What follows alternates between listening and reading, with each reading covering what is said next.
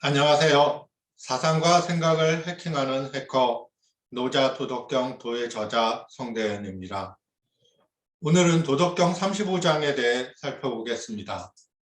35장은 세상의 큰 사건, 흥미로운 일보다 우리 눈에 잘 보이지 않는 그 이면에 숨겨져 있는 속성에 대해 이해해야 한다 이야기하고 있습니다.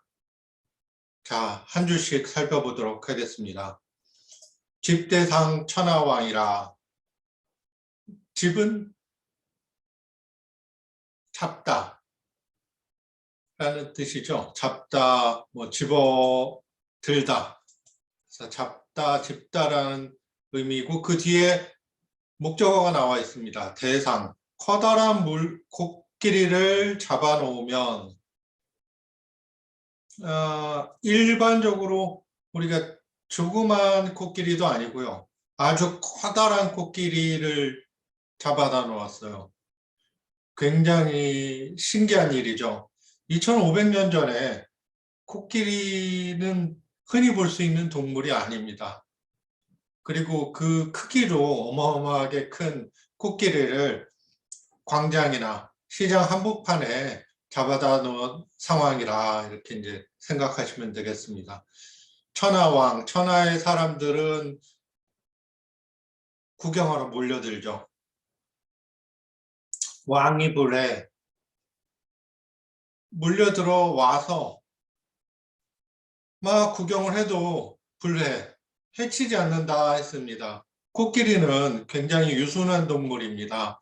나에게 피해가 되지 않는, 나를 공격하지 않는다 그러면 굳이 다른 동물들을 해치거나 위협을 가하지 않는 유순한 동물이죠.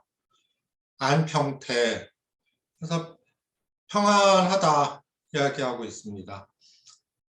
낙여이 과객지라. 음식을 즐거이 먹고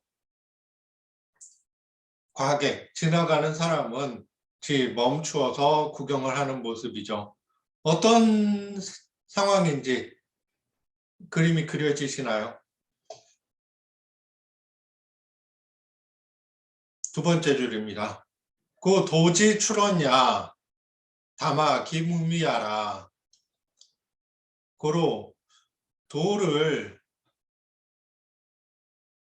굳이 출원, 말로 내뱉어 표현한다면 다마, 담백하다, 기무미하다, 무미, 맛이 없다는 거죠. 도라는 것은 특별한 맛이 없다. 우리 커다란 코끼리를 앞에 잡아다 놨어요. 그 구경하고 있으면 어우, 그 육중한 몸짓, 그 다음에 신기한 모습에 우린 굉장히 놀라합니다. 그러나 도라는 것은 아주 무미해요.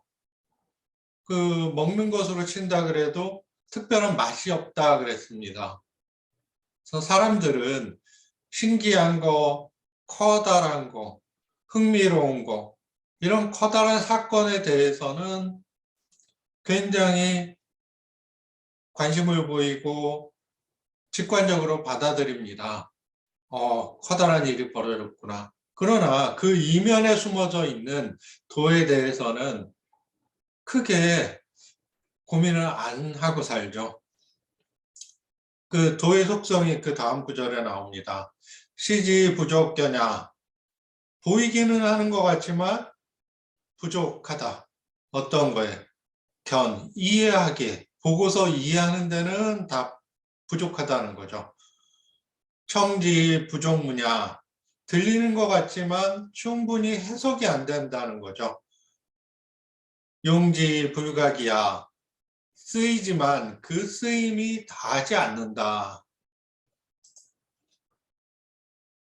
도는 맛도 없고 잘 보이지도 않고 들리지도 않는 것 같지만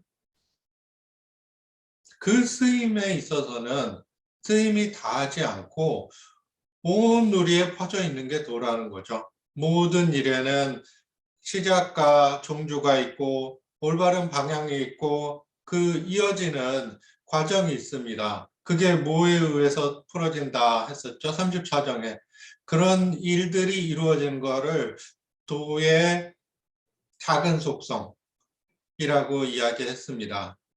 그리고 결국은 그런 일들이 다시 끝맺음을 이루고 다시 환원돼서 복귀하는 곳이 결국은 대자연이죠. 그 대자연이라는 속성을 크다 우리가 이제 이전 장에서 이야기했었습니다. 35장에서는 과연 무엇을 얘기한 걸까요? 우리가 보이기는 하는데 보고 이해할 수 없으면 어떻게 해야 되죠? 현상에 대해서 얼핏 보기는 했어요. 보고 이해가 부족한 상황입니다. 그럴 경우에는 면밀히 관찰하고 분석하고 기존의 사례와 지식을 활용해서 이해를 해야 됩니다. 우리 대상이라는 것을 다시 이제 조금 더 쉽게 이야기하면 큰 사건, 큰 형체를 얘기합니다. 2011년 뭐 정치적으로 큰 사건들 굉장히 많았죠. 2010년도도 마찬가지고 2011년 대한민국의 역대 대통령을 지냈던 분 한 분이 이제 돌아가셨습니다. 큰 사건이죠. 그 큰 사건을 우리가 바라볼 때 어떤 식으로 바라보냐. 그냥 사건 위주로 코끼리가 나타나서 광장 한복판에 있는 것 같이 바라보고 끝맺음을 짓습니다. 그 보이는 모습이 뭔가 있었던 것 같은데 충분히 그 안에 있었던 내용, 이면들은 지나치기 쉽죠. 그런 부분들을 이야기하고 있는 것입니다. 2010년도에 현직 서울시장이 스스로 목숨을 끊은 사건이 있었습니다. 사람들은 큰 코끼리 대하듯이 언론에서 이야기하고 사람들은 모여듭니다.